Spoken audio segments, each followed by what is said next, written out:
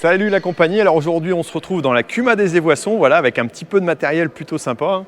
Vous voyez celle-là quand même, voilà. On va faire un petit tour, on est venu ici avec le groupe Biolos pour voir un petit peu l'organisation parce qu'il y a aussi tout simplement de la chaîne à poireaux, mais on va voir que c'est arrêté et pour une bonne raison. Je vais vous expliquer ça un peu. On va faire un petit peu le tour, voilà, voir un petit peu le matériel, parler un petit peu organisation et puis voir comment ça se passe ici. Voilà, on est sur Agritech. Et écoutez, suivez ça et surtout, n'oubliez pas de vous abonner si vous voulez avoir les autres vidéos du défi 30 jours. Voilà, ça aidera à faire connaître à d'autres aussi. Et puis au moins, vous ne louperez aucune vidéo si vous cliquez sur la petite cloche. Allez, c'est parti. On va commencer par une partie du matériel qui est présent ici à vous montrer. Voilà, ça vous permettra de voir un petit peu avant d'aller faire un petit tour au poireau. Un des éléments principaux de la Cuma, c'est aussi le groupe ensileuse. Voilà, on voit Zoro tout en haut, avec un chauffeur a priori qui est hors pair, donc qui permet de bien débloquer, une organisation aussi qui se tient. Et donc un système qui, dans ce secteur-là, au niveau élevage, est encore assez complet, même si ça diminue légèrement. Voilà, ça permet de bien bosser. Hop, un groupe moisson aussi, des faneurs, des faucheuses. Tout n'est pas ici au niveau matériel, hein, forcément. On en a à droite, à gauche, étant donné qu'il y a 80 groupes, voilà, de travail, avec parfois certains outils, comme là, un semoir qui peut être indépendant d'un autre. Forcément, c'est pas tous les semoirs voilà, qui sont ensemble. Là, le stock qui est resté de Palox. Autre semoir avec microgranules, non pas microgranules, mais tout simplement distributeur en engrais. C'est pour ça qu'on a des choses différentes. Bineuse, 3 bineuses a priori, si j'ai bien compris. Maïs, 12 rangs. Il doit y avoir betterave et puis aussi en 6 rangs. Les semoirs qui vont bien.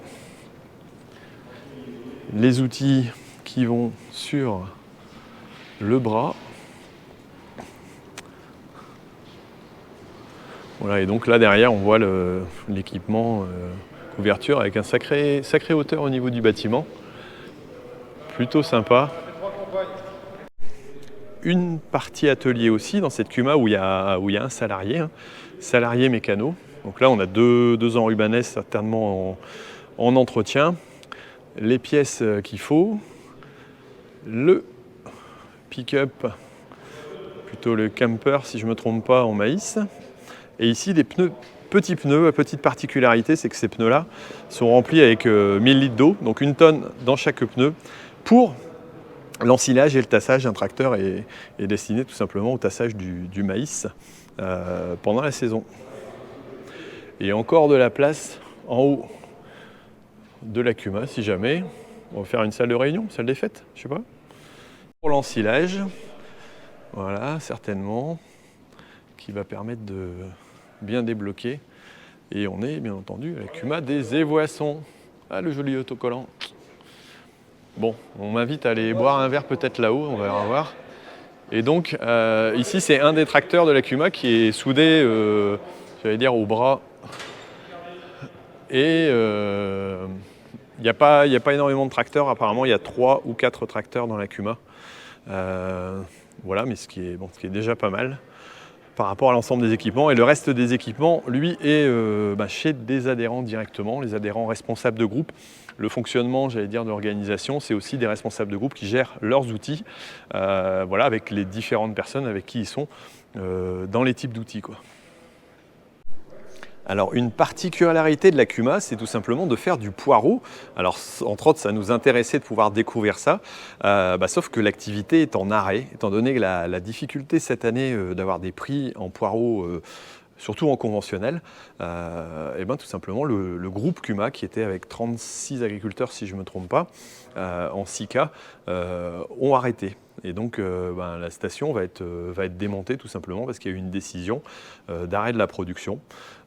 Voilà, production trop compliquée, mais pour autant je vais vous faire un petit tour de l'installation. Donc on avait les Palox ici qui arrivaient et qui balaient dans ce système-là, donc en vrac. Une personne ici pour les placer, une deuxième pour bien les placer à la coupe, la laveuse, ceux qui ont déjà vu des vidéos de notre installation, bah, c'est la même machine en plus large, donc avec un peu plus de capacité de nettoyage.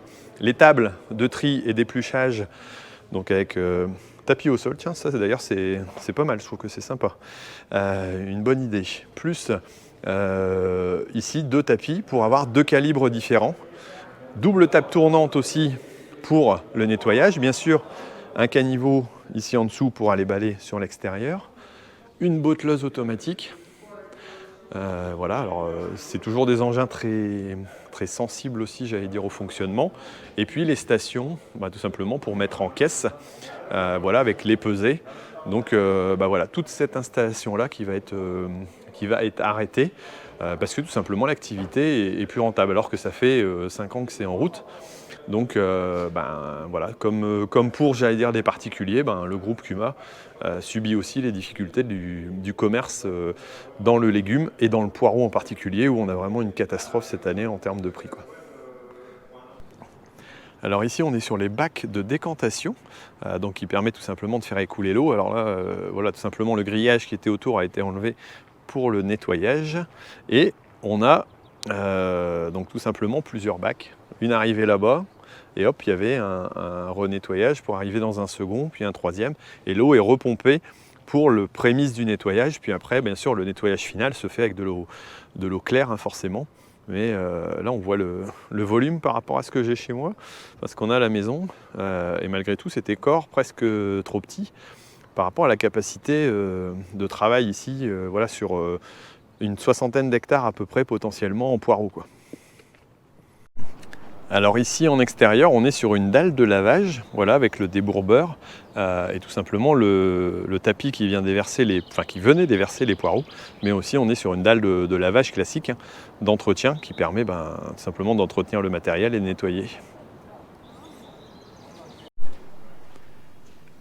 Jolie petite vue du dessus du bâtiment, voilà, avec une partie du matériel présent, comme on le disait tout à l'heure.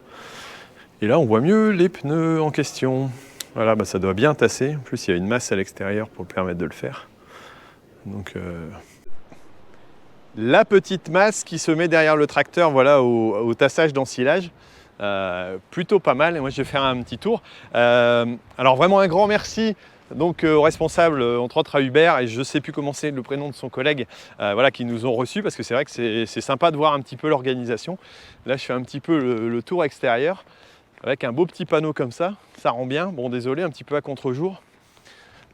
Alors on est juste à côté de chez Dangreville, pour ceux qui connaissent la petite boutique de remorques, avec des plateaux plutôt costauds, parce que vu le poids de ces engins-là, plateau 20 tonnes. Voilà, donc déjà pas mal. Peut-être qu'ils servaient, non, je ne sais pas si c'est ceux qui servaient à poireaux. Là, j'ai essayé d'aller voir un peu le photovoltaïque, parce qu'apparemment, il y a quelques petits soucis de fonctionnement. Et ici, un peu de matériel à l'extérieur, avec des outils qui ont dû servir pas mal quand même. Au niveau de la Kuma, on voit les disques un petit peu plus usés. Certainement des anciens matériels qui peuvent toujours servir d'ailleurs, je pense. Bon ben voilà, j'espère que ce partage de visite vous a paru sympathique. Mettez-moi un petit commentaire et puis surtout n'oubliez pas de mettre un j'aime si vous avez apprécié. Et puis on se retrouve dès demain pour une nouvelle vidéo du rendez-vous, voilà, du défi 30 jours, une vidéo par jour pendant un mois, sur Agritech TV ou sur Agriculteur d'aujourd'hui. Allez, ciao!